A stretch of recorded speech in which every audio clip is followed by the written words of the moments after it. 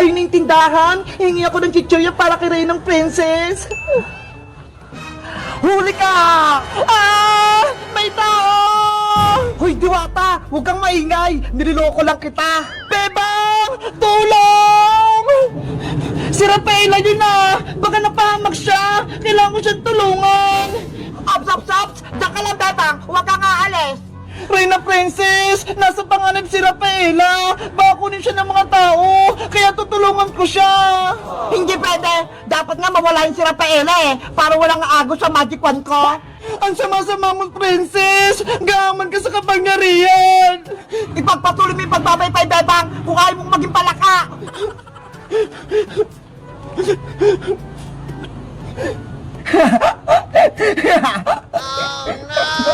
Wala kang awa, Princess! Kokak! Bebang! May taong gustong kumuha sa akin! Tulungan mo ako! Nge! Hindi kita kunin, oh! Mabait ako! Tsaka, kilala mo ba si Bebang? Bakit tinawag mo yung pangalan niya? Kaibigan ko si Bebang! Isa siyang tao! Ako din! Isa akong tao! Pwede mo akong maging kaibigan, Diwata! Hindi ka ba masama? Hindi ka ba nangunguha ng Diwata? Hindi Bakit ko naman gagawin yon sa isang magandang Diwata na katulad mo?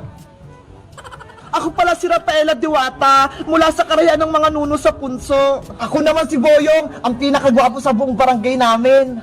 Kinagagalak kitang makilala, Boyong. Ganon din ako magandang Diwata. Boyong, pwede mo ba akong tulungan? Bakit? Anong kailangan mo, Rafaela? Kasi, nasa panganib si Bebang tsaka si Iska. Ginawa silang alipin ni Reyna Princess. Ano? Si Princess? Kalaban? Oo, may black magic siya. Si Iska, ginawa niyang palaka. At si Bebang naman, ginawa niya namang utusan. Ang sama talaga ng princess na yan. Tara, sugutin natin! Hindi pwede, Boyong! Delikado! May kapangyarihan si Princess! Wala tayong laban sa kanya! Eh, anong gagawin natin para matulungan sila, Bebang? Gagawa tayo ng plano. Kailangan ko mabawi yung magic wand kay Princess. May naisip ka na bang parang, Rafaela, para makuha yung magic wand mo? Meron akong naisip. Si Reyna Princess nagpapabili sa akin ng chichirya para may pagkain siya. Lalagyan natin ng pampatulog yung pagkain niya para makatulog siya. Tama! Maganda yan! Kaso, may problema ako, Boyong. Ano na naman yun? Wala akong pera pambili ng chichirya sa tindahan. Wala tayong magagamit. Ako nang bahala, Rafaela. May pera ako dito. Ako nang bibili ng chichirya. Talaga, Boyong? Oo, kaya huwag ka nang malungkot. Salamat sa pagtulong mo. Walang anuman, basta ikaw magandang Diwata. O siya, bibili muna ako ng chichirya. Sige, kukuha din ako ng mga halamang pang patulog para ilagay sa chichirya. Okay, magkita tayo mamaya, Rafaela. Diyos, gusto rin ako ni Rafaela. Aling Sonia, papaya ko si Chilang madami. Bakit ang tagal ni Rafaela bumalik? Yung pagkain ko wala pa. Mabuti nga sa'yo para magutom ka. Kokak. Guys, ano kaya nangyari kay Rafaela? Sa tingin nyo, may tutulong sa kanya? Sino kaya yon? Mag-comment lang kayo. Bye-bye!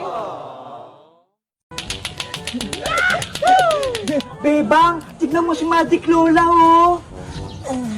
Oh, no! Ay, nagigib ng tubig si Magic Lola. Saan niya kaya niyang gagamitin? Hindi ko mapuno-puno tong kinakargahan ko. Ang laki-laki kasi. Magic Lola, para saan ko yung nigib niyong tubig?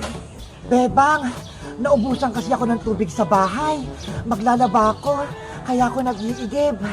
Ganun po, kawawa naman kayo, Lola. Pagod na nga ako magbuhat. Masakit na tong likod ko. Gusto niyo po, tulungan po namin kayo ni Princess Magic, Lola? Talaga, Bebang? Tutulungan niyo ako ni Princess? Hala, Bebang, ayoko, no? Ang hirap kaya magbuhat. Sige na, Princess, tulungan na natin si Lola. Tsaka wala naman tayong ginagawa eh. Ayaw ko, hindi nga ako nagigib sa bahay eh. Huwag niyo na akong tulungan, Bebang. Mukhang ayaw naman ni Princess.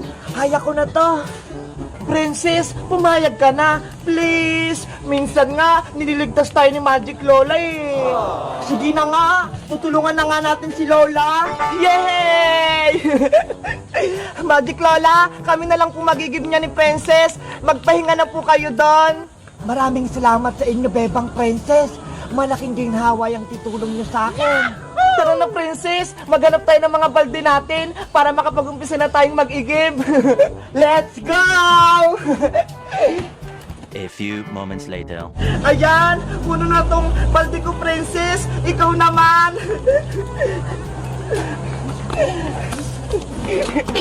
Buti na lang, malitong timba ko, mapupuno to agad.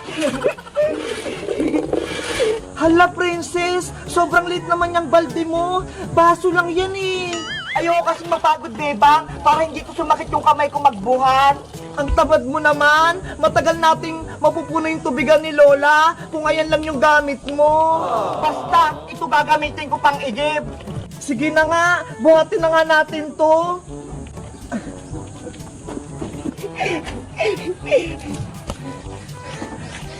Ang bigat naman ang binubuhat ko. Ako din, ang bigat-bigat itong binubuhat ko. Nandito na tayo sa drum, Princess. Ilagay na natin yung mga tubig.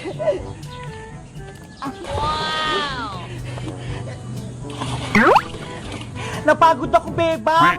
Ang lit nga ng balde mo eh. Ang ganggan lang yan. Paano ka naman napagod? Mabigat kaya to. Magigib na nga lang tayo para mabilis. Sige! Ang sipag-sipag talaga ni Bebang. Si Princess naman, ang tamad-tamad. Ang lit-lit na kinakargang tubig.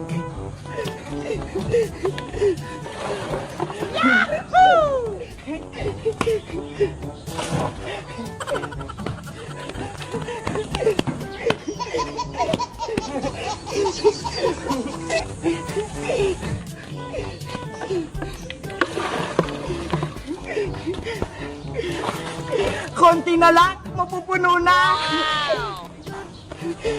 Ayan, last na to. Mapupuno na tong drum ni Lola.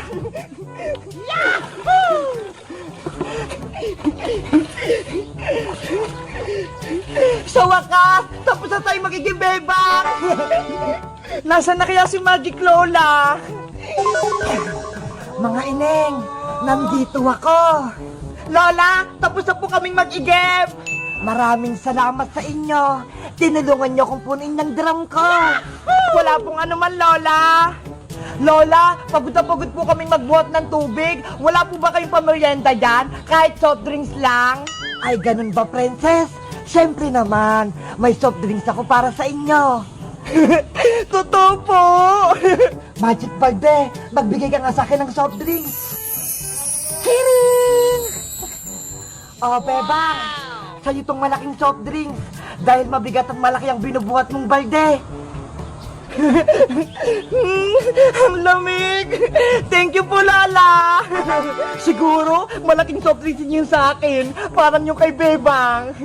Siyempre, Princess, hindi mawawala yung sayo. Kiring!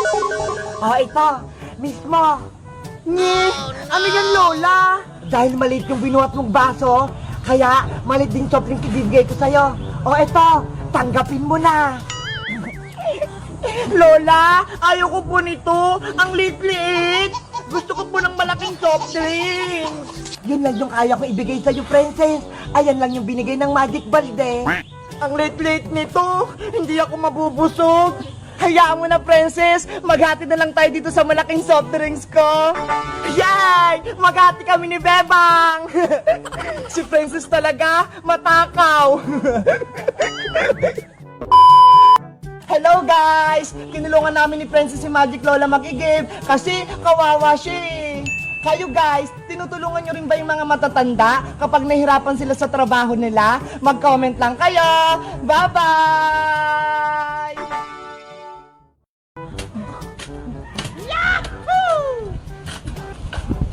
Ano kayang ginagawa ni Bebang at Iska? Hindi nila ako nakikita dito sa taas. Sana mahukay na natin yung kayamanan ni Iska. Oo nga, Bebang eh. Kanina pa tayo naghuhukay, pero hindi pa rin natin makita yung treasure dito. Maghukay pa tayo ng malalim. Malay mo, may makuha tayong ginto dito.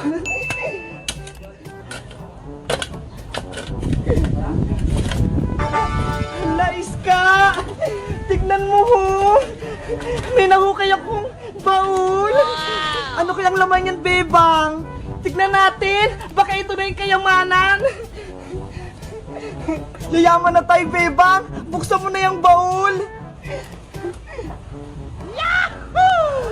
Wow! Treasure nga! Ang daming ginto! Ang daming ginto tsaka pera, Iska! Ang swerte natin! Ang galing! May nahukay silang kayamanan! Pwede ko nang pauwiin si Mama. Hindi na siya magtatrabaho sa ibang bansa. Makakabili na kami ng bahay ni Nanay. Ang dami na nating pera. Bebang! Iska! Ano ginagawa niyo dyan? Princess, halika rito. May papakita kami sa'yo. Ano naman yun? May pagkain ba? Tignan mo to. May nahukay kami kayamanan sa ilalim ng lupa. Totoo. Patingin ako. Ito. Wow! Nakasilaw naman! Ang daming ginto! Huwag kang maingay para hindi marinig ng ibang tao. Tayo lang nakakaalam nito. Wala nang iba. Kaya huwag kang maingay, Princess. Sige! Basta, bigyan niyo ako, ha? Akala nyo hindi ko alam ha? Nakikita ko yung baul nyo! Iska, anong gagawin natin sa mga ginto at pera? Saan natin to tatago? Ano kaya? Alam ko na kung anong gagawin natin dyan. Ano, Princess? May naisip ka? Ibili na lang natin ng malalaking chichirya sa tindahan ni Aling Sonia. Ano ba yan, Princess? Pagkain agad yung nasa isip mo? Eh, syempre, may mga pera na tayo eh. Kaya bibili na tayo ng masasarap na pagkain. O sige, kumuha tayo ng onting pera para may pambili tayo. Tapos, yung iba, itatago ulit natin dito. Kuha na ako ng pera ha. Ako nang dudukot. Huwag mong lahatin, Princess ha. Itong natitira, ilibing natin sa lupa. Tapos balikan natin mamaya. Sige, dyan mo na lang ulit ilagay. Ayan, ginto ah. Diyan ka lang muna ah. Babalikan ka namin mamayang hapon. Wala naman siguro nakakita sa atin, no? Ayan, natabunan ko na yung baul natin. Tara na sa tindahan ni Aling Sonia. Umakyat na tayo. Let's go! Kakain na tayo. Ayun! Wala na yung tatlo! Ay, kukunin ko na yung baul na maraming ginto at pera!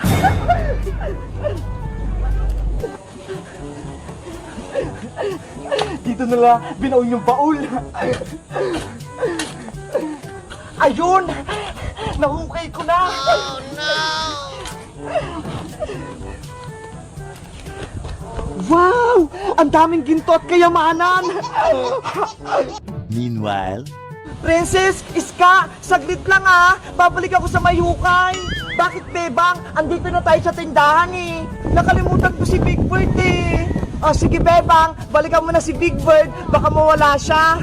Okay, saglit lang ako. Yahoo! Mayaman na ako. Ang dami kong ginto. Hindi ko yung putik eh. Amin yan ah. Naku, nakita na ako nila, Bebang. Takbo! Iska, Princess! Si Boyong! Kinuha yung baul natin! Ano? Si Boyong kinuha yung baul natin? Habulin natin siya! Bawiin natin yung kayamanan! Tara! Hindi pwedeng kunin niya yung kayamanan natin! Hindi niyo ako mahabol! Boyong Butike! Bumalik ka rito! Guys, si Boyong Butike, kinuha yung baul namin. Maraming pera at ginto yun eh. Kayo guys, nasubukan nyo na ba mag-treasure hunting? Yung naghukay ng kayamanan? Mag-comment lang kayo para sa part 2. Bye-bye! Hahabulin muna namin si Boyong. Mabuti na lang, may nitago kong ginto. Ito, 3. Tulong! Habulin niyo ako! Hilahin niyo yung tali ng bangka! Oh no! Bebang! Mag-segwag ka! Bilis!